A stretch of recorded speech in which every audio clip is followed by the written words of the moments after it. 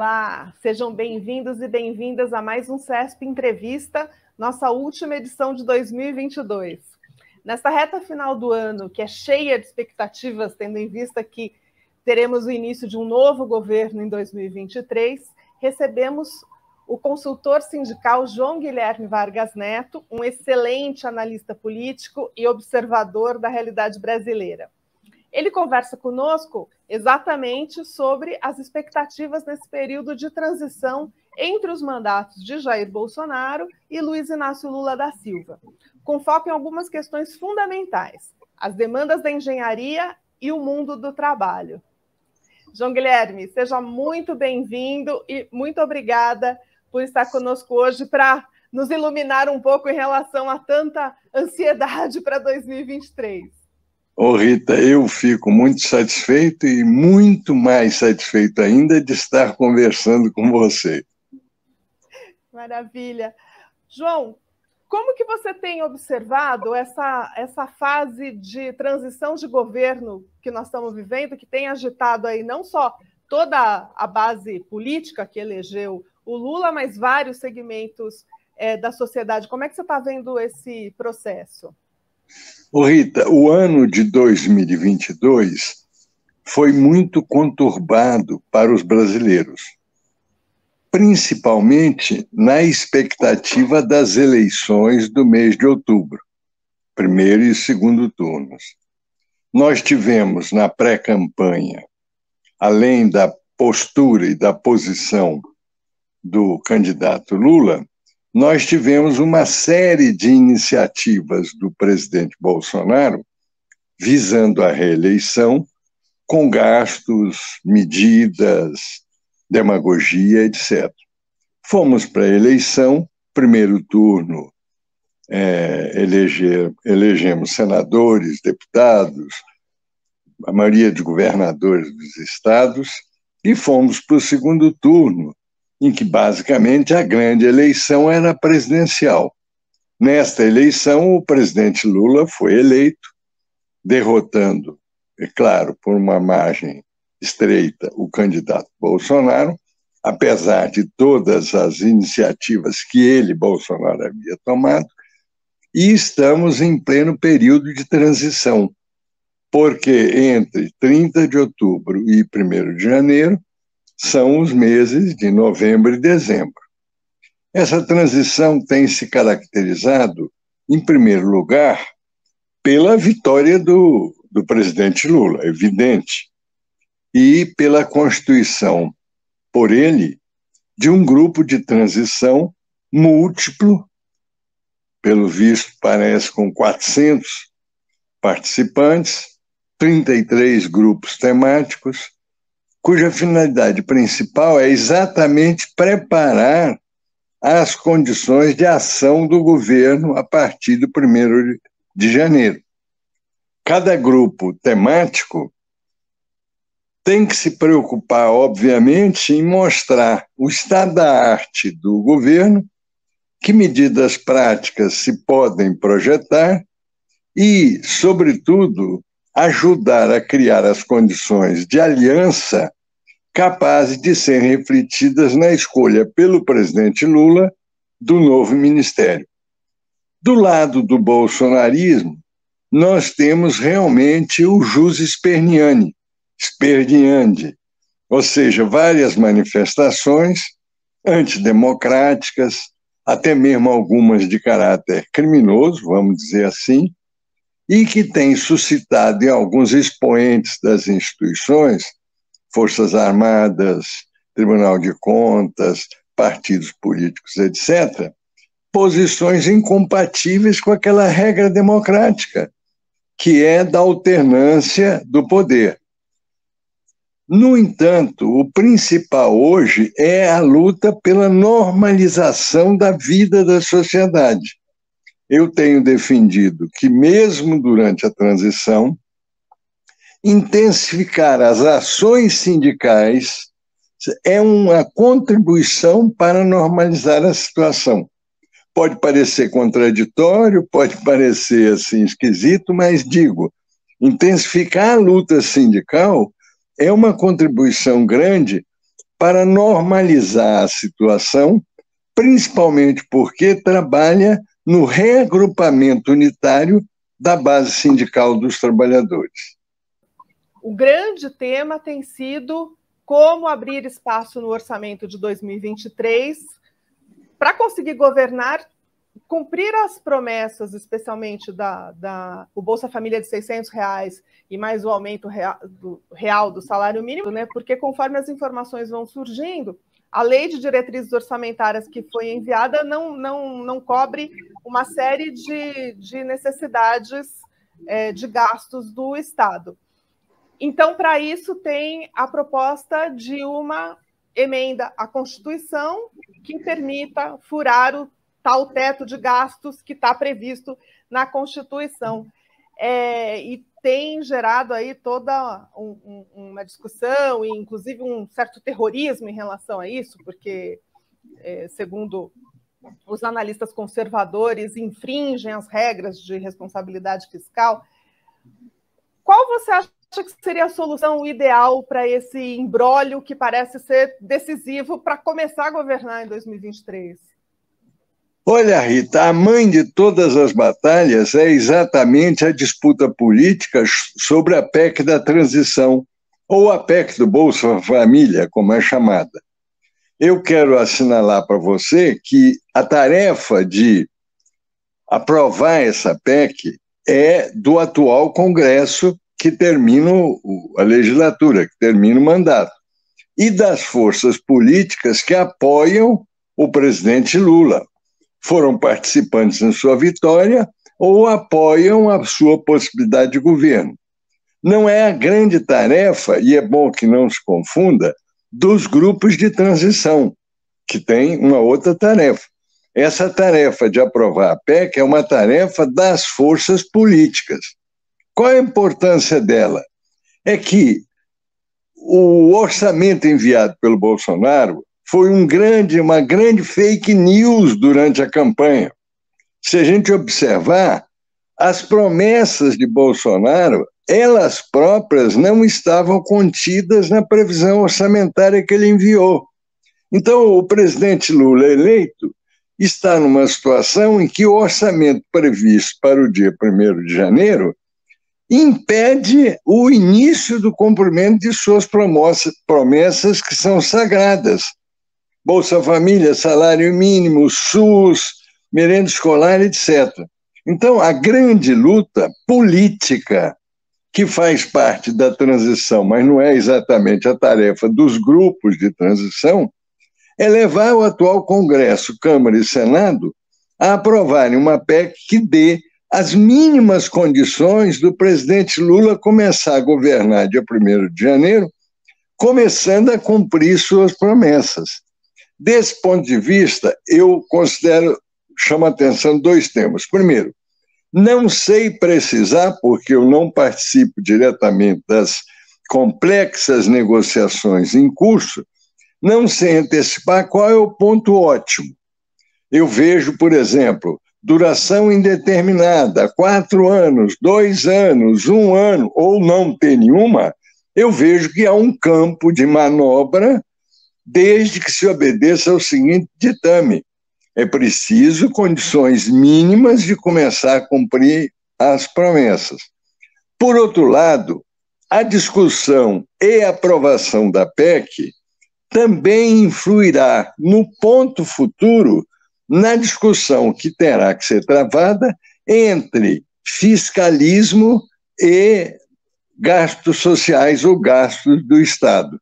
Essa discussão existe nas áreas dos economistas, nos setores dos economistas, mas essa discussão ela terá um início de solução correto ou não na aprovação da PEC da transição ou da PEC Bolsa Família, marcando essa contradição, que é uma contradição em aberto, entre regime fiscal e regime de benefícios sociais ou de ação do governo em geral, por exemplo, retomada de obras, etc.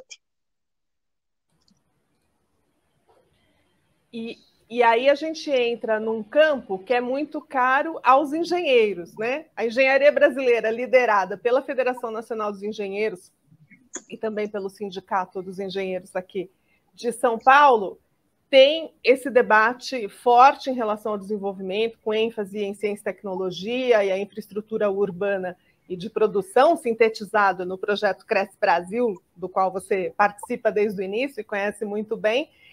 E isso envolve necessariamente investimento público, papel do Estado ali na indução do desenvolvimento.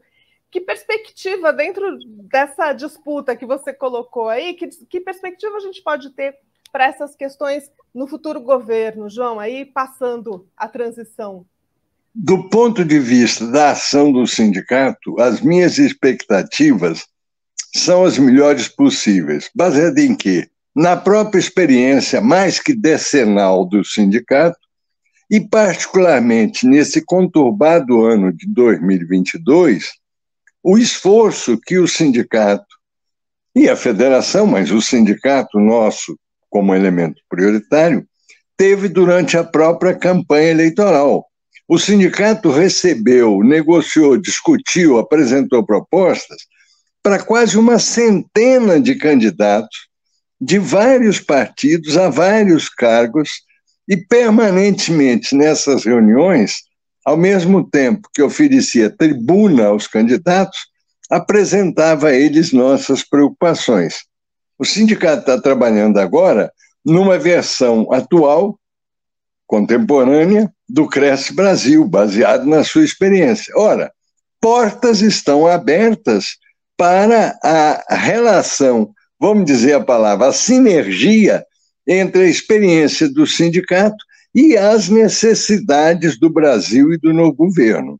Eu acho que as portas são abertas, seja na expressão e na experiência do sindicato, IDA, seja na receptividade pelo governo, pelos agentes políticos, pelo próprio grupo da transição, significando a volta. João, e o nosso outro ponto aqui de preocupação e muito interesse é esse que você conhece muito bem, o mundo do trabalho. Sob ataque violento desde 2017, pelo menos, com a reforma trabalhista, qual a nossa expectativa para a reorganização desse mundo do trabalho também a partir do ano que vem? Vamos por partes. O grupo do trabalho, no grupo da transição, tem uma preocupação essencial, que é levantar a situação administrativa do Ministério do Trabalho, as medidas, e indicar algumas medidas propostas. Não é a solução, é uma espécie de levantamento da situação. No entanto, já aparecem coisas extremamente positivas. Por exemplo, a reunião do grupo do trabalho com o ministro do Trabalho foi muito amigável. O ministro do Trabalho, diferentemente do responsável da SECOM, foi pôs completamente a serviço das questões, das necessidades do grupo do trabalho. E neste grupo do trabalho, o dirigente Ricardo Patá fez já uma proposta que eu considero corretíssima. Lembra aqueles trabalhos do GAET, daquele grupo tripartite de luminares com recomendações? O Patá pura e simplesmente defendeu no grupo do trabalho que aquilo tem que ser incinerado. Ou seja, não tem validade nenhuma.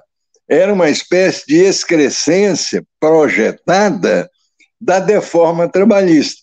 Então, do ponto de vista do movimento sindical, levando em conta que ele tem a responsabilidade atual, principal, de passar os assuntos correntes, do ponto de vista das relações do trabalho, apoiar o trabalho desse grupo do trabalho, indicar algumas medidas como essa de incineração das recomendações do GAET e dar garantias de que a ação sindical unitária, com as representações das centrais sindicais e sindicatos, mesmo que não sejam filiados às centrais como o nosso, tenham voz ativa nas discussões futuras a respeito da organização do trabalho no Brasil.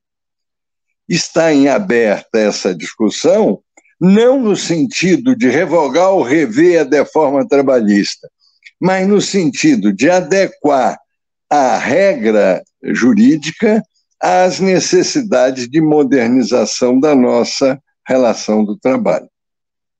Além da mudança na legislação, o que a gente viu muito fortemente na sociedade, né, João, assim, isso reverberado pelos meios de comunicação, principalmente, mas essa visão contrária ao movimento sindical, como se o movimento sindical fosse um estorvo no mundo do trabalho, essa ideia meio maluca de que o movimento sindical, as entidades sindicais sobravam no mundo do trabalho, na relação capital-trabalho, quando, na verdade, é o fator essencial de equilíbrio e busca de justiça. Assim, você avalia que o movimento sindical pode retomar uma posição, como, por exemplo, aqui ocupava depois da Conclave de 2010, que teve ali um papel muito positivo? Ô Rita, tudo isso que você falou é verdade, é fato. Quero dizer, a pressão antissindical, assindical, contra os trabalhadores, é verdade se o Bolsonaro continuasse presidente. A vitória do Bolsonaro significaria claramente aí sim a extinção da realidade sindical existente no Brasil. Com a vitória do Lula, que tem experiência sindical, este quadro não se sustenta. Existem, então, melhores condições não só para rever aquilo que negativo vem se acumulando desde Temer, com a reforma trabalhista, com as agressões bolsonaristas, até mesmo aqueles desafios novos que a realidade do mundo do trabalho, seja pelo desemprego, pela informalidade, pelas novas profissões, etc., colocam como necessidade de modernização. Desse ponto de vista, eu estou muito otimista e triplamente otimista comparando o nosso quadro de vitória do Lula com o quadro trágico que seria a vitória de Bolsonaro nesse assunto sindical.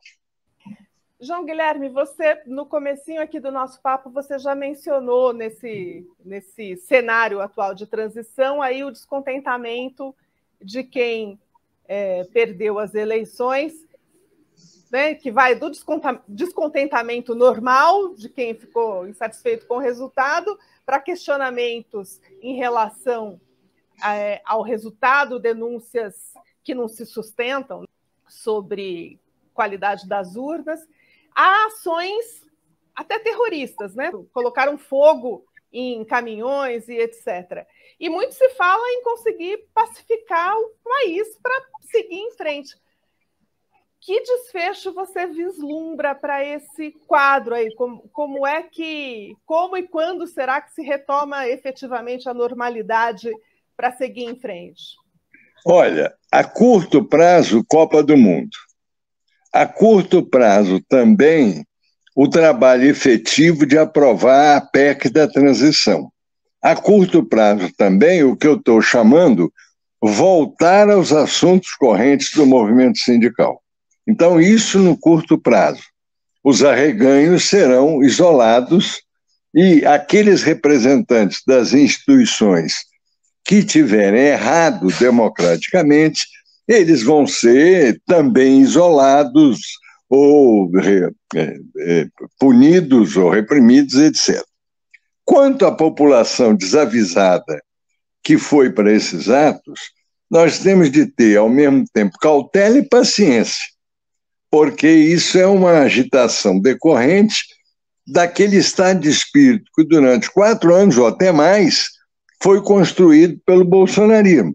Uma pessoa que acredita que a Terra é plana, ela acha que foi fraude nas eleições, porque a urna eletrônica é uma coisa do diabo, é uma tecla, é um som, é uma coisa do diabo. Então, isso tem que ter paciência. No quadro político geral, e aí mais a médio e longo prazo, é evidente que o bolsonarismo constitui uma força política no Brasil. Eu dou um exemplo nosso, de São Paulo. o governador eleito nas hostes bolsonaristas, hoje, na composição da sua equipe aqui em São Paulo, está tendo dificuldades com os bolsonaristas de raiz.